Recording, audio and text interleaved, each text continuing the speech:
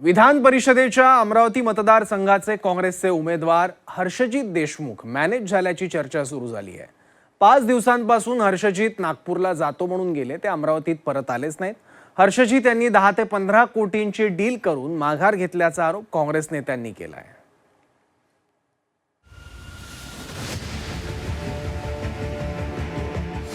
अमरावतीत काँग्रेसचा उमेदवार फितूर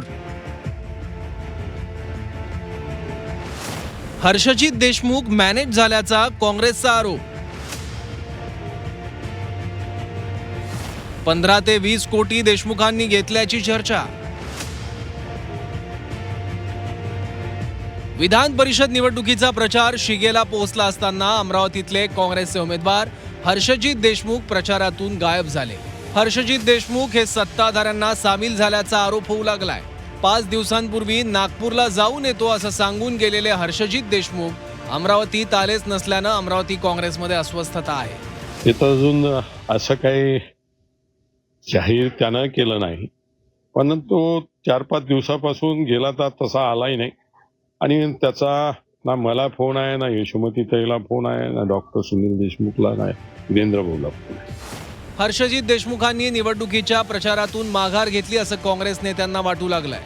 या माघारीसाठी 15 ते 20 कोटींचा व्यवहार झाल्याचा आरोप यशोमती ठाकूर यांनी केला।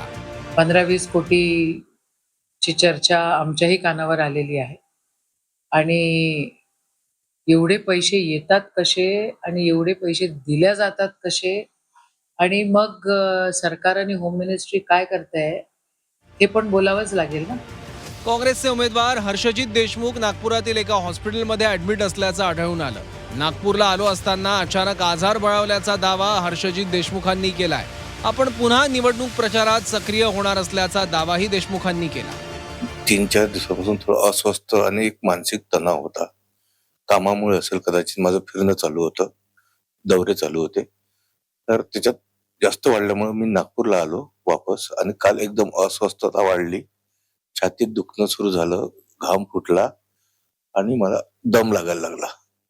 तर मी अमरावतीला निघालो होतो दौऱ्यासाठी। तर माझा जो काँग्रेसचा मित्र परिवार आहे, जे माझे सहकारी आहे, यांनी मला सांगितलं की नाही आपण पहिले हॉस्पिटलला जाऊ, चेकअप करू, आणि ते इकडे मला घेऊन आले काल। नाही असं कोणताही दबाव नाही माझ्यावर, भाजपच्या वतीने कोणताही कॉल नाही, काही नाही, आणि उमेदवारी मागं घ्यायचा असं माझा कोणताही मानस नाहीये। माझं डिजिटल मीडियाच्या थ्रू काम चालू। सत्ताधारी भाजपनं हर्षजित देशमुखांना मॅनेज केल्याचा आरोप मुख्यमंत्री देवेंद्र फडणवीसांनी फेटाळून लावलाय।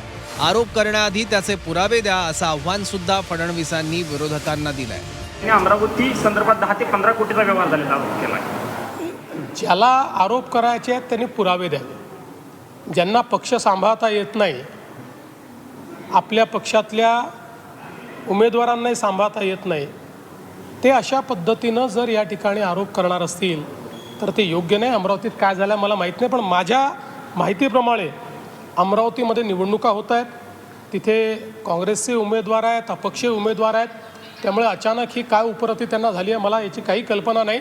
पण मला असं वाटतं की हवेत बाण सोडू नका, पुरावे असतील तर पुरावे द्या, पुरावे द्याल कारवाई होईल।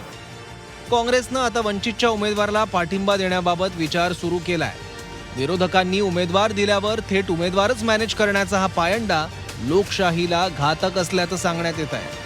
अनिरुद्ध दबाळे, झी 24 तास, अमरावती।